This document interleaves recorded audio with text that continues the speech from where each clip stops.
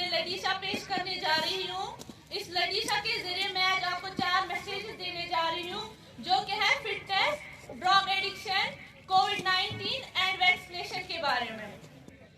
अस्सलाम वालेकुम